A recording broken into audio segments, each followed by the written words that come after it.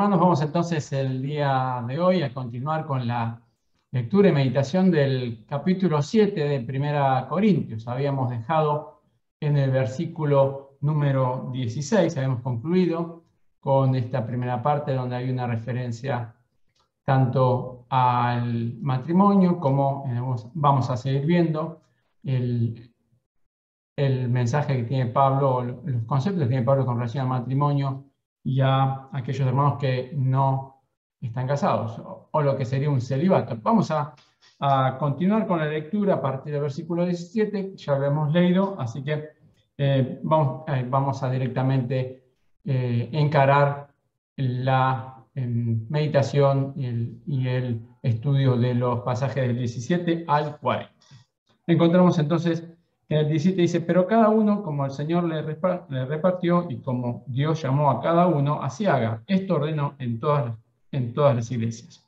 Fue llamado a algunos siendo circunciso, quédese circunciso. Fue llamado a algunos siendo incircunciso, no se circuncide. La circuncisión nada es y la incircuncisión nada es, sino el guardar los mandamientos de Dios. Cada uno en el estado en que fue llamado, en él se quede. ¿Fuiste llamado siendo esclavo? No te dé cuidado. Pero también, si puedes hacerte libre, procúralo más. Porque el que en el Señor fue llamado siendo esclavo, liberto es del Señor. Asimismo, el que fue llamado siendo libre, esclavo es de Cristo. Por precio fuisteis comprados.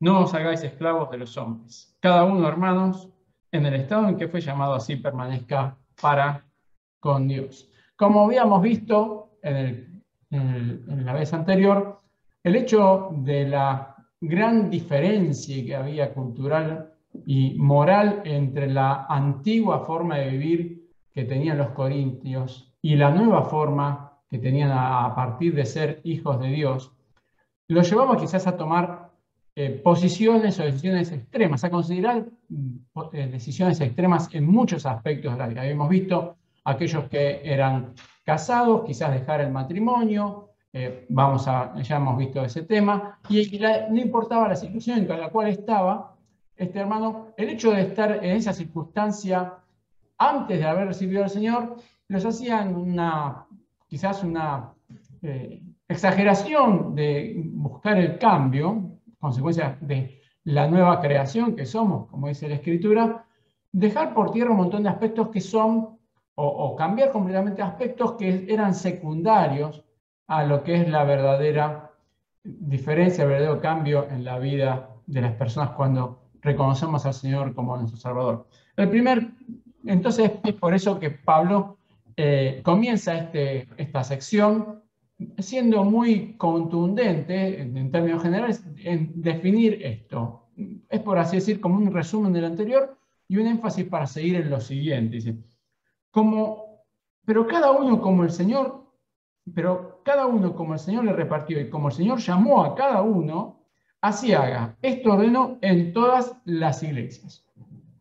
Es importante también que Pablo les hace notar de que en el estado, vamos a ver en específico, en el cual el Señor nos llamó desde el punto de vista social, desde el punto de vista familiar, en ese estado, a menos que haya un cambio, veamos como vimos en la vez anterior, situaciones que sean contrarias a la voluntad de Dios en forma explícita, el Señor nos ha llamado porque, como sabemos, Él llega a través de nosotros a personas, a grupos, a circunstancias que ningún otro tiene la posibilidad de hacerlo con la eficiencia y con la claridad que nosotros podemos hacer. El Señor tiene un plan para cada uno de nosotros en el lugar donde estamos inicialmente y desde el cual el Señor luego nos va a ir revelando en la medida que nosotros vayamos buscando su voluntad. Y va un ejemplo muy concreto en la vida de la iglesia, donde estaba, como era de esperar, un grupo de hermanos judíos y un grupo de hermanos gentiles, donde los judíos estaban identificados en una forma física y clara con la circuncisión que se habían hecho, mientras que el gentil, los griegos, los romanos, no tenían esta práctica, que era una señal de separación del pueblo de Israel.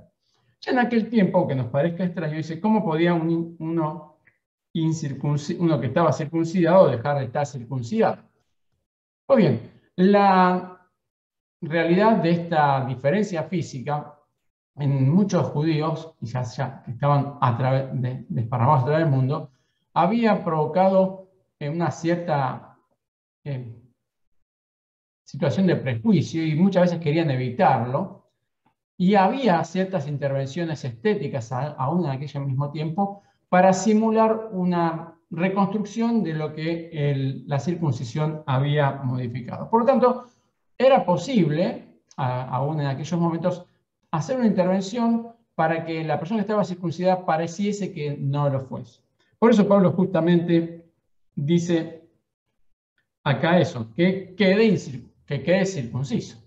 Y también hace énfasis, no con el énfasis y la vehemencia que lo tuvo que hacer en el momento que escribió a los Gálatas, sobre el estado que los hermanos debían respetar. Dice acá, la circuncisión nada es. Y la incircuncisión nada es sino el guardar los mandamientos de Dios. Vemos esto justamente también enfatizado en Gálatas en el capítulo 5. Dice justamente haciendo referencia a este llamamiento que encontramos en el versículo 17, que el Señor nos llamó a libertad. A los Gálatas le dice eso. El Señor nos llamó a una libertad. A la libertad hemos sido llamados. Y una libertad que está desde el punto de vista espiritual también de todos aquellos elementos, vamos a verlos más adelante, que pudieran ser un motivo de prejuicio o de menosvalía para nosotros desde el punto de vista humano, pero que para el Señor, y como vemos en distintos pasajes, son absolutamente triviales. Vemos aquí, en versículo 20, bien explícito, Pablo le dice, en el estado en que fue llamado, en él se quede. Algo que no era que Pablo, como vimos en el versículo 17, solamente se lo estaba indicando a los hermanos en Corintios. Eso era un mensaje que él tenía en común a todas las iglesias en todo momento. Vemos en otros pasajes, como dijimos, que el Señor no hacía distinción entre judíos, gentiles, hombres, mujeres, libres o esclavos. Y justamente haciendo referencia a esta figura del esclavo, es que Pablo le dice a los hermanos que si el Señor nos llamó esclavos, una expresión equivalente es, no nos debe preocupar. Fuiste llamado siendo esclavo, no te dé cuidado, no te preocupes, el Señor sabe en qué condiciones te alcanzó. Pero también, si puedes hacerte libre, que era una posibilidad en aquel tiempo, procúralo más. Porque en consonancia a lo que vamos a ir viendo, cuantas menos limitaciones y menos posibilidades de restringir nuestro servicio tengamos, mejor va a ser. Y él hace aquí un juego de palabras en el versículo 22 con tanto las personas que son esclavos, pero que somos libres en el Señor, como mismo el Señor nos dice que la verdad y su mensaje nos hace libres, como aquellos que son libres desde el punto de vista social, aquellos que eran libres desde el punto de vista social, pero que somos siervos de que somos esclavos del Señor. Como vimos, ambos, no hay ninguna circunstancia en la vida en que nosotros no seamos libres, pero al mismo tiempo también no seamos siervos. Y aquí en el versículo 23 hay un doble concepto muy importante y muy contundente por parte de Pablo. Dice, por precio fuisteis comprados, haciendo referencia, como leemos en 1 Pedro, al incalculable valor que tenemos para Dios al haber muerto el Señor Jesús y él dado su sangre como aquello que es lo más precioso e invaluable de la creación.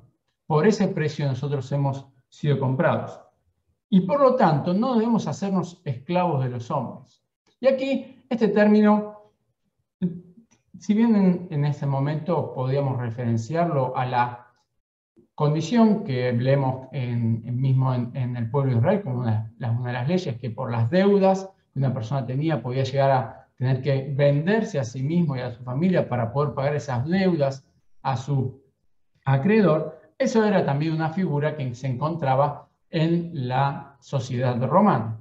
Pero en este momento podemos decir que también aplicado a nosotros en una forma quizás no tan contundente, no tan material, pero sí mucho más sutil, que es la importancia de, como dice en Proverbios 22:7, que el que presta se señorea del que pide prestado. Y esto nos llama a nosotros los creyentes a ser muy cuidadosos. El mensaje que tenemos aquí es no hacernos esclavos de los hombres, no desde el punto de vista de los derechos humanos, sino desde el punto de vista de nuestras obligaciones económicas y sociales. Qué importante que es, como dice en Romanos también, versículo 13:8, que no le debamos nada a nadie, sino solamente el amarnos unos a otros. Porque cuando una persona, cualquiera de nosotros, vamos a ser más abarcativos, cualquiera de nosotros comenzamos a tener una dependencia económica o emocional o afectiva de a otra persona en un grado en el cual nos vemos limitados en nuestras determinaciones, estamos siendo esclavos de esa persona. Y cuando nosotros, por algún momento de poca prudencia, tomamos deudas y nos embarcamos en proyectos que nosotros no podemos finalmente cumplir o por un exceso de optimismo, nuestra mente, nuestros esfuerzos, nuestros pensamientos, nuestro dinero, nuestro tiempo va a estar enfocado en tratar de resolver ese problema tan apremiante. Y estamos siendo esclavos, por lo tanto, de esas circunstancias, de esas personas. Por lo tanto, esto nos hace entonces poder identificarnos muy claramente con este mandamiento que el Señor a través de Pablo le da a los hermanos en Corinto. Hemos sido comprados por el Señor y debemos librarnos de ser esclavos de los hombres, en lo emocional, en lo afectivo, en lo social y en lo económico. Refuerza nuevamente en el versículo 24, dice, cada uno, hermanos, en el estado en el que fue llamado, así permanezca para con Dios.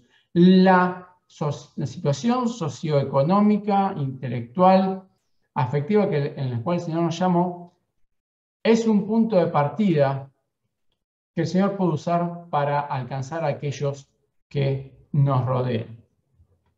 A partir del versículo 25, Pablo vuelve a tomar el tema de las relaciones interpersonales. En los párrafos anteriores vimos que hablaba más de la relación social, las relaciones interpersonales a nivel social, pero acá habla más a nivel, y en el caso más íntimo de una familia, de un matrimonio.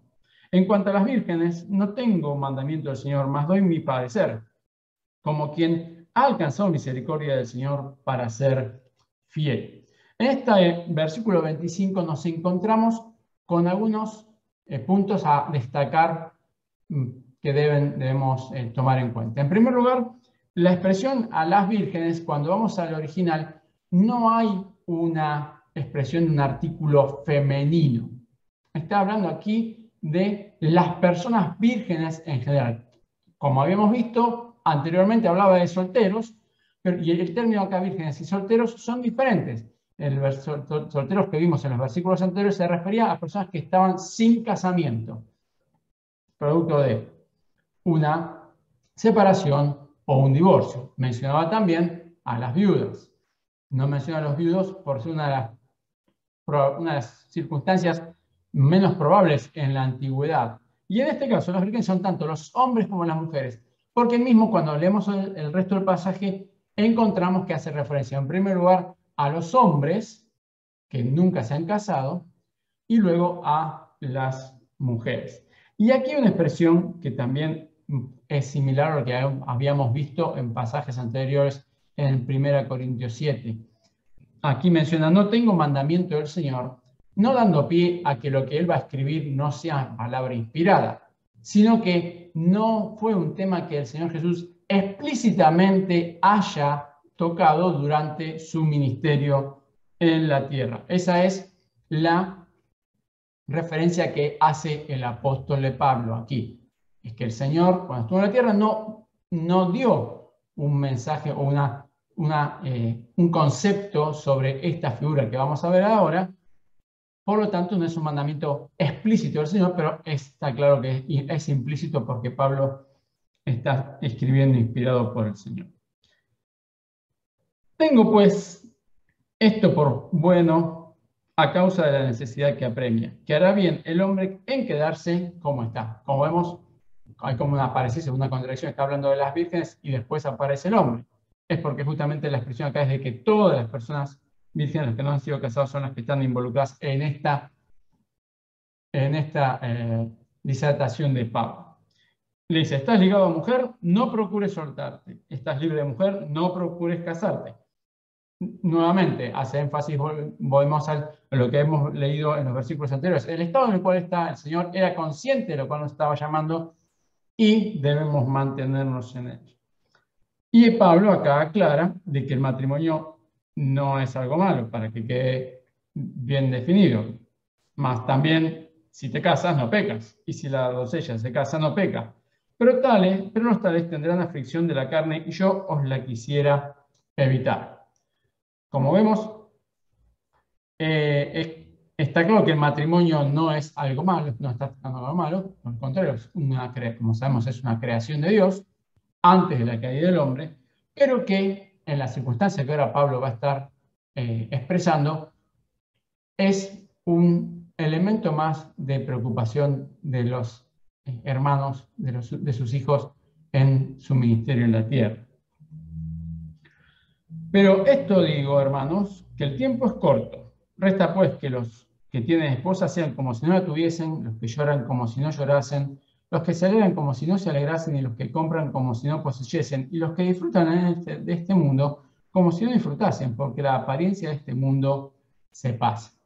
Pablo aquí nos llama a la reflexión de que hay un corto tiempo, de que, como dice la Escritura, debemos redimir el tiempo y debemos usarlo de la mejor manera, y que el hecho de formar una familia y de tener obligaciones y de tener una cantidad de actividades propias de nuestra sociedad y de nuestro entorno, muchas veces pueden ser un motivo para no aprovecharlo adecuadamente. Y hace acá una serie de comparativas, como exageraciones, para poder nosotros entender a lo cual se refiere. Cuando dice, quisiera pues que estuviese sin congojas, o sea, sin preocupaciones. Ese es un término que también se usa en el original. Y aquí hace una explicación de cuál es su razonamiento, cuáles los puntos que él quiere destacar sobre los hermanos y el servicio.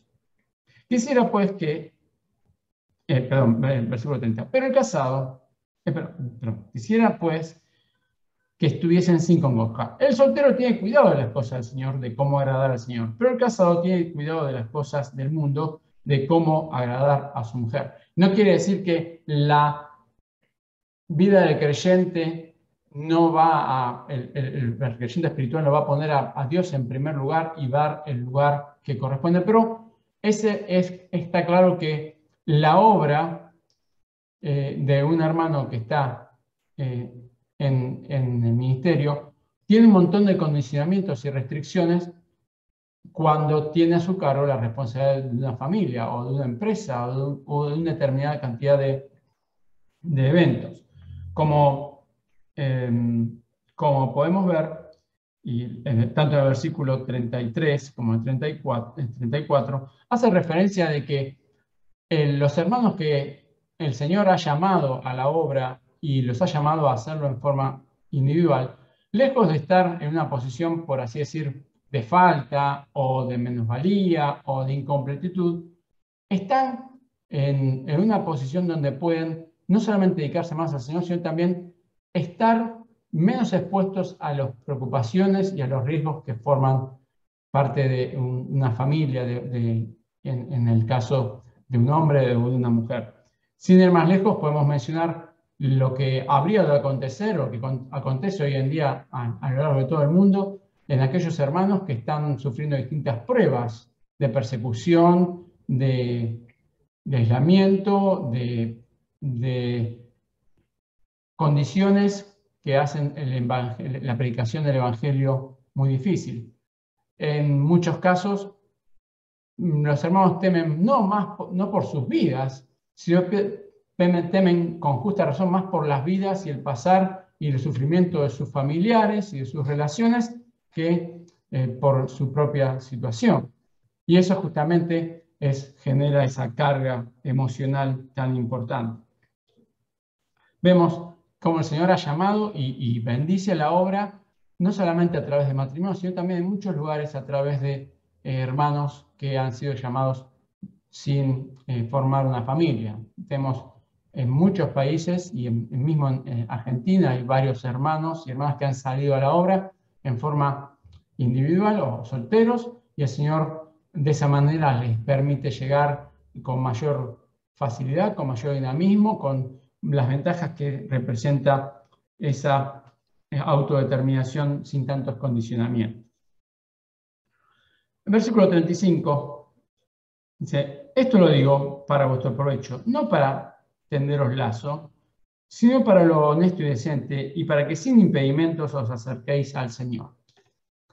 Aquí Pablo lo que nos quiere transmitir es que no debe ser ni una ni otra situación una situación de preocupación. Como dijimos acá, leemos anteriormente, el Señor en la situación en que nos ha llamado, Él nos puede usar. Pero también hay circunstancias, hay hermanas que el Señor nos ha llamado a la obra y los ha llamado en forma individual, y no deben por eso pensar de que estando en esa soltería está en una situación de desventaja o está en una situación de incompletitud. El Señor conoce perfectamente las circunstancias y sabe muy bien en qué momento y cómo nos ha llamado a cada uno de nosotros. Como leemos, tanto en una u otra circunstancia, el Señor saca provecho de nuestras situaciones para llevar el mensaje de una forma más eficiente. Depende de nosotros, de nuestra relación, nuestra intimidad con el Señor, poder darle al Señor lo mejor desde el punto de vista que el Señor nos ha llamado a su obra. No es justamente para que genere una contradicción. No hay un condicionamiento en nuestra vida espiritual, individual, por uno u otro lado. Cada una de estas situaciones tiene sus pros y sus contras, y que forman parte del plan de Dios. Debemos nosotros reconocer una y otra circunstancia. Y luego, a partir del versículo 36 hasta el 38, el apóstol hace referencia a una circunstancia muy particular que era muy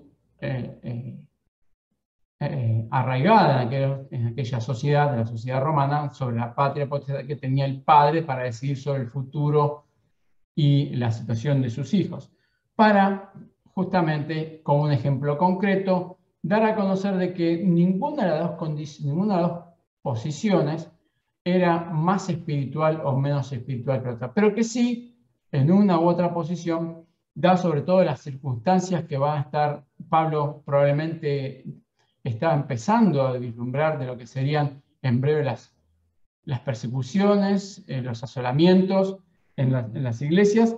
Él menciona que aquellos que aún no habían dado en casamiento a sus hijas, que podían ser cualquier cosas, pero que quizás lo mejor sería que mantuviesen esa posición.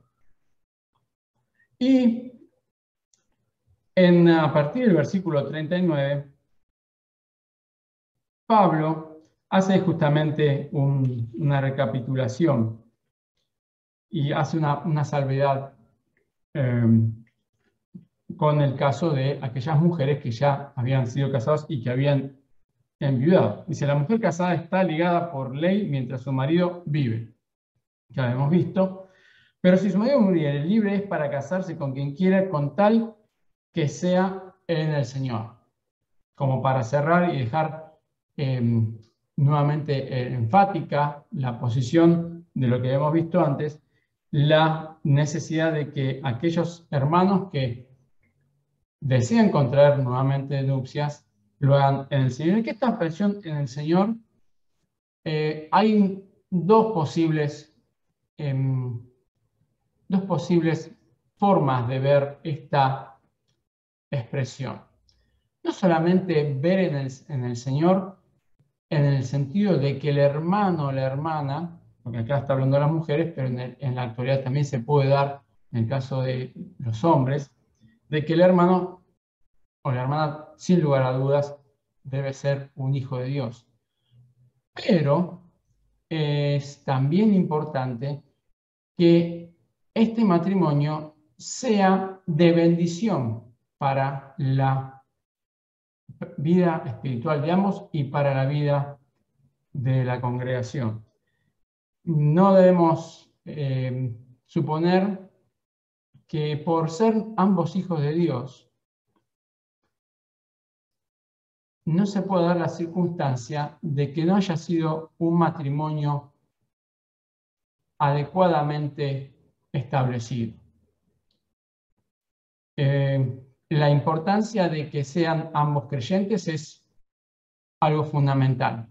Pero aún siendo ambos creyentes y siendo ambos quizás hermanos espirituales, puede darse la circunstancia que el Señor, a través de evidencias internas como externas, demuestre que el uno no son para el otro y que el llevar adelante un proyecto, por más que ambos sean creyentes, pueda terminar en mal puerto por el hecho de justamente hacer algo que no sea pensado o diagramado por el Señor. Satanás sabemos que es muy astuto. A lo largo del tiempo hemos visto cómo él tiene múltiples y muy sofisticadas maneras de entorpecer y de arruinar la obra a lo largo y a lo ancho del mundo y de las épocas. Así que nosotros tenemos la gran responsabilidad de ser sabios en nuestras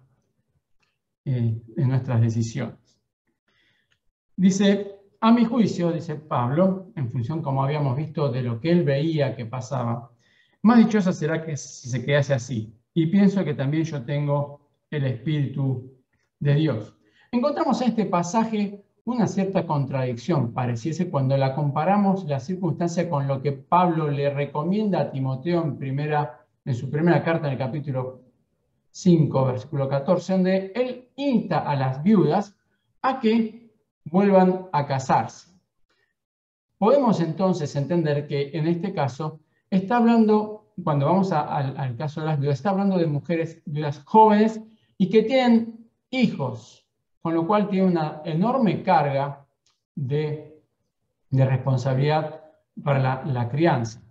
Pero, como vemos aquí, quizás en este caso estamos hablando ya de mujeres mayores, que ya no tienen esta responsabilidad, o sí tienen la posibilidad de tener una manutención por parte de sus hijos, y donde él recomienda que quizás esta sea la situación en la cual deban continuar.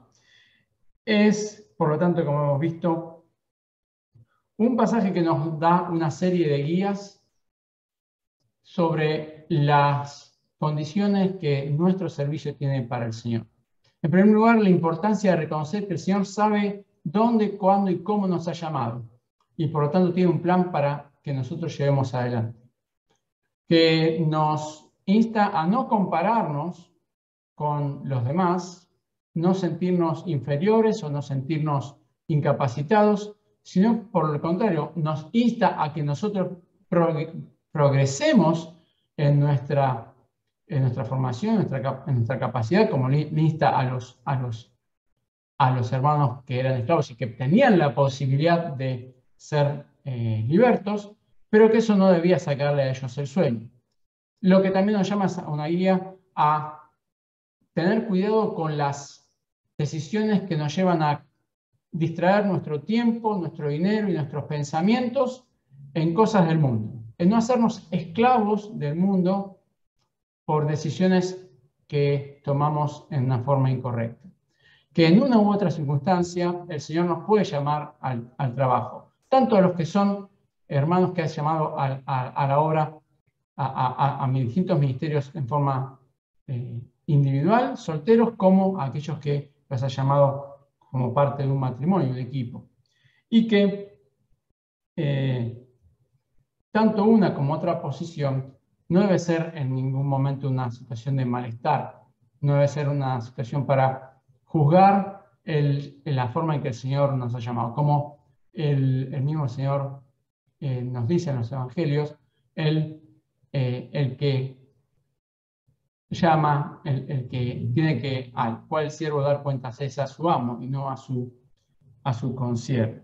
Por eso entonces en esta noche, cerrando este capítulo y teniendo en vista este nuevo año, que nos sintamos animados y desafiados a reconocer que el Señor nos ha puesto en el lugar y en el momento y en las circunstancias que tenemos para orar y buscar en todo momento servirle en aquello que Él nos ha llamado y en hacerlo con responsabilidad, en hacerlo, como dice el apóstol, sirviéndole al Señor de todo corazón. Que podamos en esta noche, en esta última reunión de meditación de la palabra de este año, en el libro de Corintios, recordar esto y sentirnos desafiados y animados hacia hacer. Que el Señor nos bendiga.